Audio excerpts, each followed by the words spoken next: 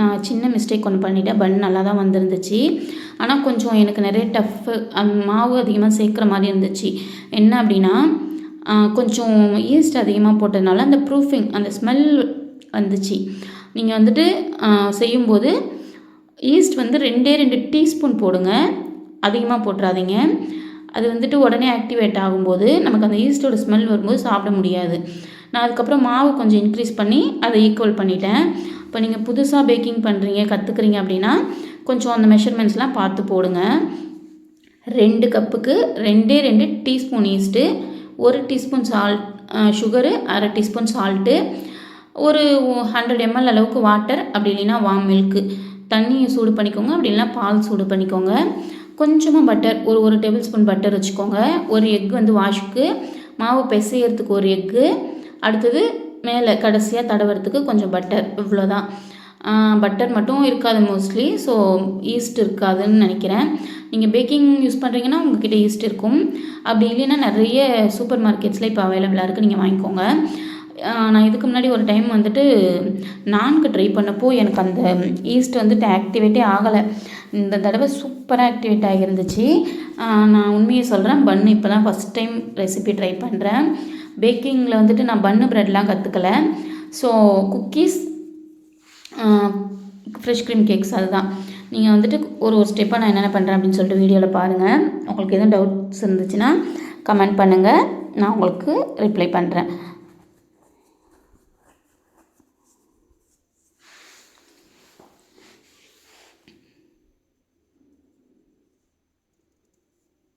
மாவு பிசைறதுல தான் நம்ம பன்னோட சாஃப்ட்னஸ் இருக்குது. ஸோ நல்லா நீட் பண்ணிக்கோங்க. மாவு வந்துட்டு நல்லா கொஞ்சம் அழுத்தம் கொடுத்து டஃப் ரெடி பண்ணிக்க வேண்டியதான். கொஞ்சமாக வார்ம் வாட்டர் சேர்த்துக்கிறேன்.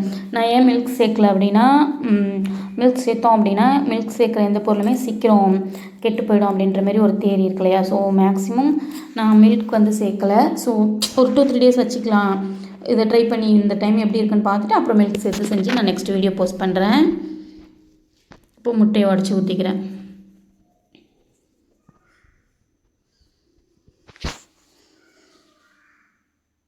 முட்டை சேர்த்தோடனே அந்த குழப்பு உண்மையிலேயே நீங்கள் பன் வீட்டில் செஞ்சு பார்க்கணுன்னு நினச்சிங்கன்னா அந்த இதுக்கெலாம் இதே பண்ணக்கூடாது. மாவு ரொம்ப அந்த ஈஸ்ட் ஆக்டிவேட் ஆகாம ஒரு மாதிரி நல்ல குழன்னு இருக்கும். நீங்கள் கையில் நல்ல அழுத்தம் கொடுத்து பிசைஞ்சு எடுக்கணும். அது கொஞ்சம் இதாக தான் இருந்துச்சு. எனக்கே ஃபஸ்ட் டைம்னால மாவு நல்லா ஒட்டுச்சு. நான் லைட்டாக டஃப் அப்புறம் திரும்ப மாவு சேர்த்து அப்புறம் திரும்பவும் கொஞ்சம் கொஞ்சமாக இது பண்ணி பட்டர் சேர்த்து அப்புறம் பிசைஞ்சு அதை ஒரு பதத்துக்கு கொண்டு வரத்துக்கு கொஞ்சம் நிறையவே டைம் எடுத்துச்சு.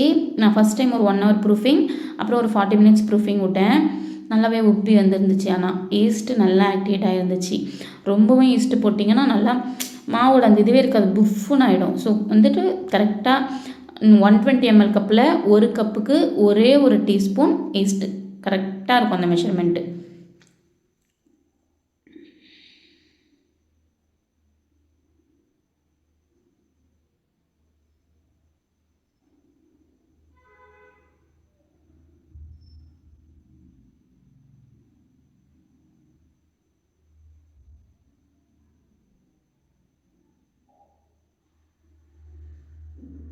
இந்த மாதிரி பேக்கிங் பவுல் இருந்தால் யூஸ் பண்ணிக்கோங்க. மாவு பிசைறதுக்கு கொஞ்சம் ஈஸியாக இருக்கும் உங்களுக்கு.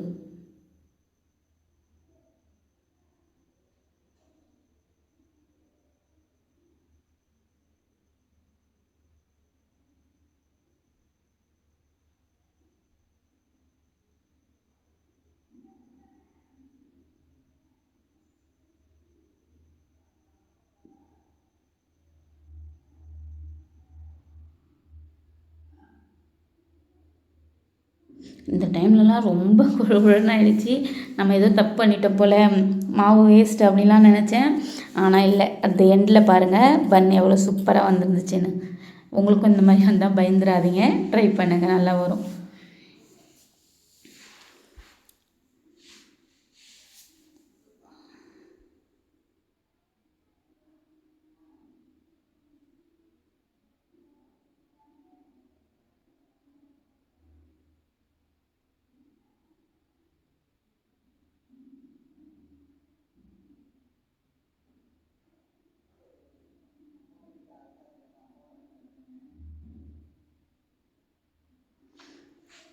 எனக்கு அந்த கையெல்லாம் ரொம்ப இதாகிடுச்சு. ஸோ கொஞ்சமாக பட்டர் சேர்த்துக்கலாம் அப்படின்னு சொல்லிட்டு போயிட்டேன்.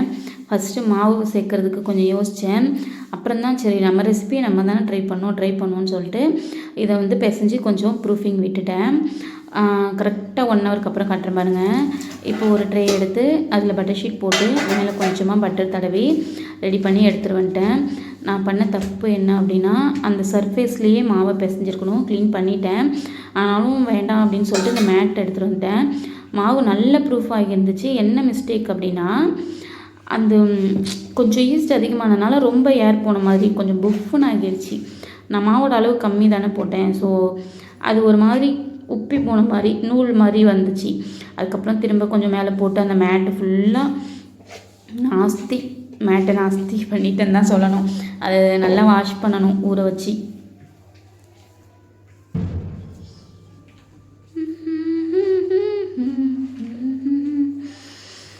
இந்த மாதிரி கொஞ்சம் லாங் ப்ராசஸ்லாம் பண்ணும்போது நீங்கள் என்ன பண்ணுவீங்க அப்படின்னு கமெண்ட் பண்ணுங்கள். நான் வந்துட்டு பாட்டு கேட்பேன். நம்ம வீடியோஸ் போஸ்ட் பண்ணும்போது பாட்டு வச்சு அந்த இதோட போட்டோன்னா காப்பிரைட் இஷ்யூஸ் வரும். ஸோ மியூட் பண்ணிவிட்டு அதுக்கப்புறம் தான் என்னோடய வாய்ஸ் ரெக்கார்ட் பண்ணுறேன். நம்மக்கிட்ட வந்துட்டு குக்கிங் கிளாஸ், பேக்கிங் கிளாஸ் எல்லாமே அவைலபிள். பேக்கிங் கிளாஸில் குக்கீஸ் இப்போது ரீசெண்டாக வந்துட்டு நம்ம சாக்லேட்டு, ஹோம்மேட் சாக்லேட்டும் செஞ்சு கொடுக்க ஸ்டார்ட் பண்ண போகிறோம். உங்களுக்கு வேணும் அப்படின்னா நீங்கள் வந்துட்டு டிஸ்கிரிப்ஷனில் வாட்ஸ்அப் நம்பர் கொடுக்குறேன், கான்டாக்ட் பண்ணுங்கள்.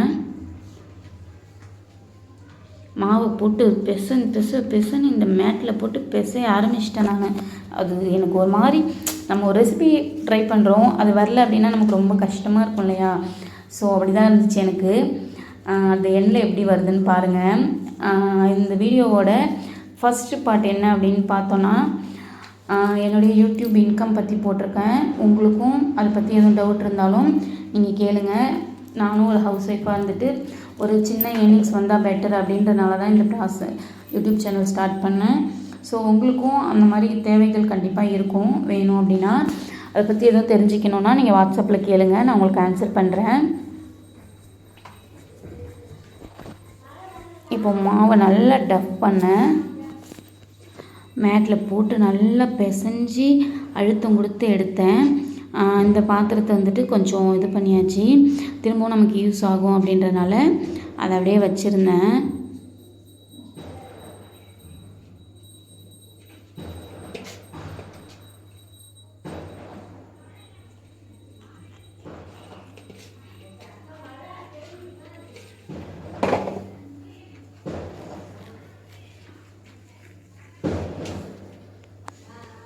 அப்படியே நூல் மாதிரி வருது. நான் வந்துட்டு நெக்ஸ்ட் டைம் நம்ம பீஸா ட்ரை பண்ணுவோம், அதையும் வீடியோ எடுத்து போடுறேன். ஃபஸ்ட்டு வெஜிடபிள்ஸ் வச்சு பீஸா ட்ரை பண்ணுவோம், அப்புறம் சிக்கன் பீஸா ட்ரை பண்ணுவோம். அந்த மாவு இந்த மாதிரி ஈஸ்ட் வச்சு பண்ணோன்னா எப்படி இருக்குன்னு பார்ப்போம். நல்லா பீஸாவுக்கு லைட்டாக போட்டால் போதும்னு நினைக்கிறேன். அதையும் ட்ரை பண்ணிடுவோம். நம்ம வீட்டிலேயே எல்லா ரெசிபீஸும் ட்ரை பண்ணி பார்ப்போம். அடுத்தது கொஞ்சம் ஹெல்த்தி வெர்ஷனாகவும் ட்ரை பண்ணி பார்க்கலாம். நெக்ஸ்ட்டு டைம் வந்துட்டு நான் வீட்டில் பன் ரெடி பண்ணி உங்களுக்கு போஸ்ட் பண்ணுறேன். இது வந்துட்டு மைதா. நம்ம சேனலை ஃபாலோ பண்ணிக்கோங்க. நம்ம வந்துட்டு சும்மா வீடியோக்காக கட்டாமல் என்ன ரியாக்ஷன் நடக்குதோ அதை ஓப்பனாக ஜஸ்ட்டு நம்ம யாருமே பெரிய செஃப்ஸ் கிடையாது இல்லையா, ஹோமில் இருக்கிறவங்க தானே. ஸோ சின்ன சின்ன ட்ரை பண்ணுறது தப்பு கிடையாது. என்னால் முடிஞ்ச வரைக்கும் நான் பெஸ்ட் ரெசிபீஸ் உங்களுக்கு ட்ரை பண்ணிவிட்டு அது எப்படி இருக்குது அப்படின்னு சொல்கிறத கண்டிப்பாக வீடியோ போஸ்ட் பண்ணுறேன்.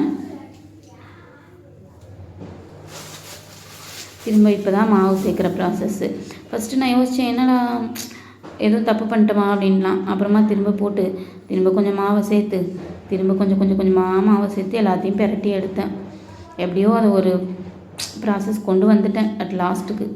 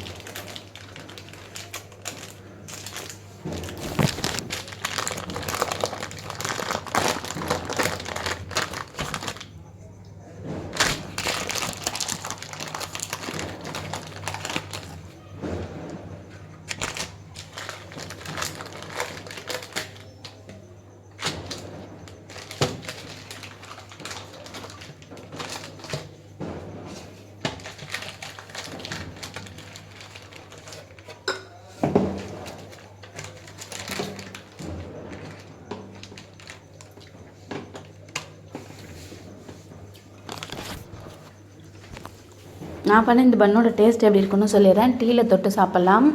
நான் சுகர் வந்துட்டு கம்மியாக போட்டிருந்தேன். ஸோ சுத்தமாக அதில் ஸ்வீட் டேஸ்ட் வரல. இன்னும் கொஞ்சம் சுகர் போட்டிருந்துருக்கலாம். கொஞ்சம் ஆமாம், இன்னும் கொஞ்சம் சுகர் சேர்த்தோம் அப்படின்னா இன்னும் கொஞ்சம் நல்லா இருந்திருக்கும்னு நினைக்கிறேன். எப்படி இருக்குது அப்படின்னா கொஞ்சம் பன்னு சுகர் இல்லாத பன்னோட டேஸ்ட் எப்படி இருக்கும் அப்படி.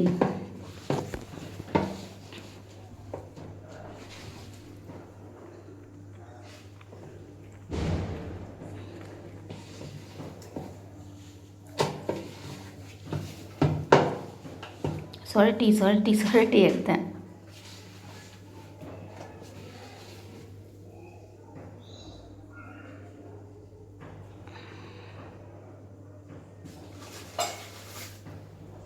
திரும்ப மாவு போடு, திரும்ப பெரட்டு.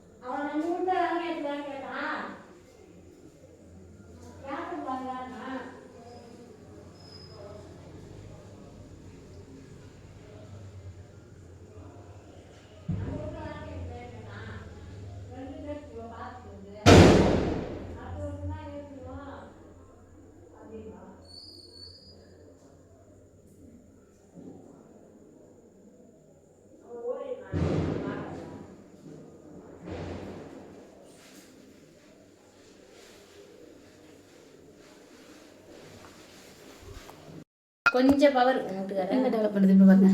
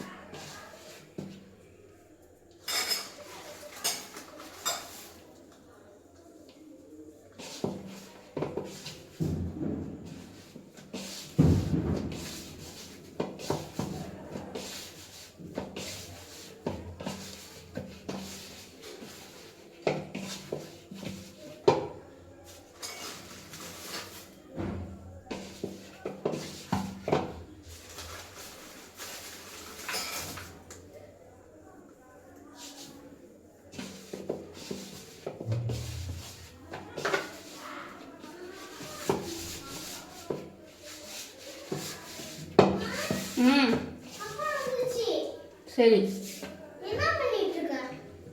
வேலை செஞ்சிட்ருக்கேன் போ.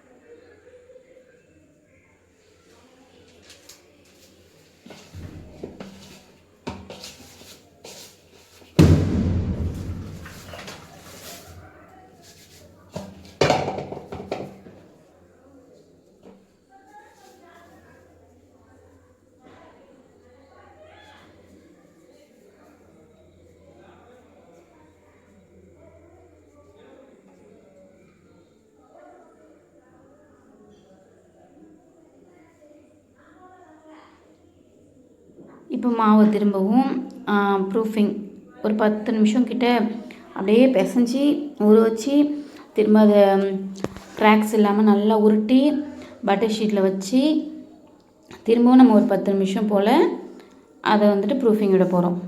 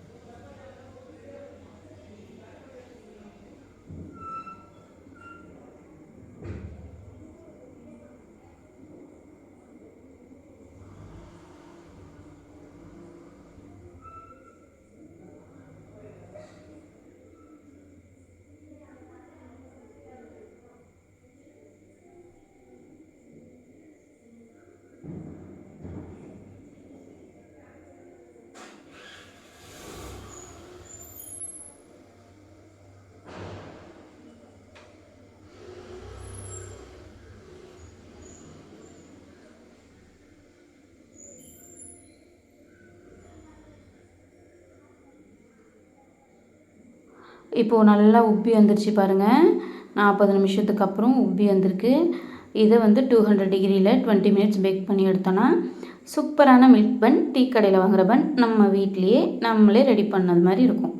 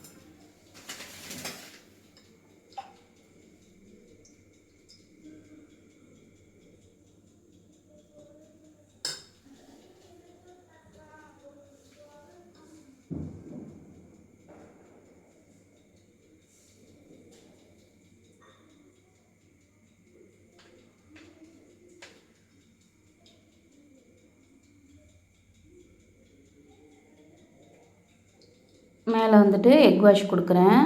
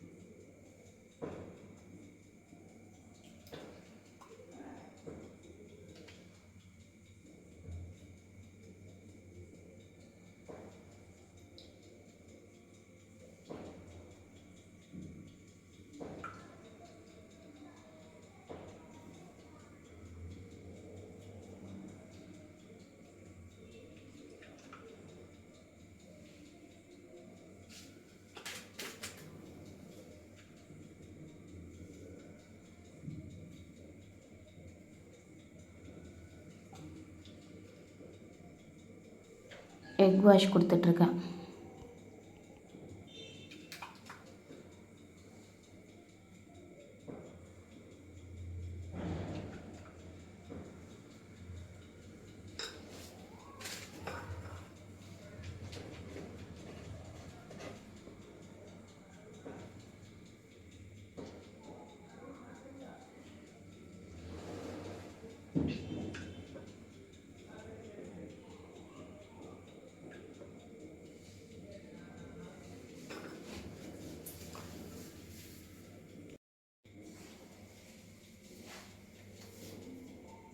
இப்போது ஓடிஜியில் என்னமோ தப்பு பண்ணிட்டேன் அப்படின்னு நிறைய கன்ஃபியூஸ்டு. அப்புறம் அப்படியோ ஃபைனலாக பண்ணி முடிச்சாச்சு. அந்த சர்ஃபே இதை பாருங்கள், அழகாக இருக்குல்ல பார்க்கும்போது.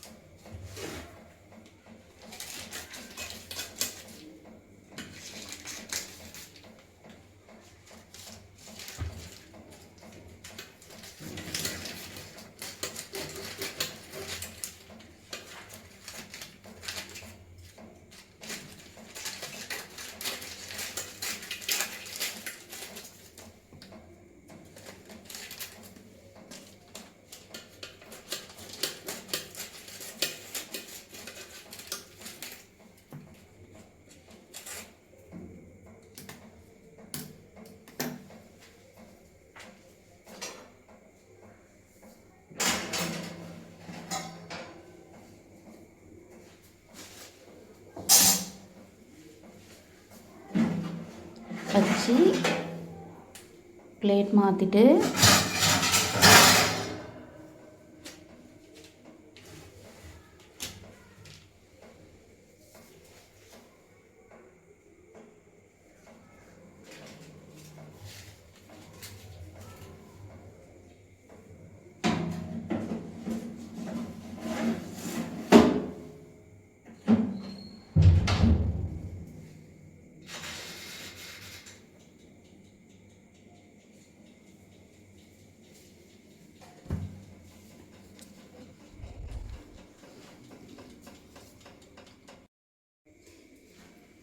பேக் பண்ணி எடுத்தாச்சு. நம்மளுடைய சூப்பர் சாஃப்ட் பன் ரெடி. அதுக்கப்புறம் நம்ம வீட்டிலே அடுத்தது கோதுமை மாவில் பன் ட்ரை பண்ணலாம். அந்த வீடியோவும் போஸ்ட் பண்ணுறேன். டவுட் இருந்துச்சு அப்படின்னா கமெண்ட் பண்ணுங்கள். தேங்க்யூ.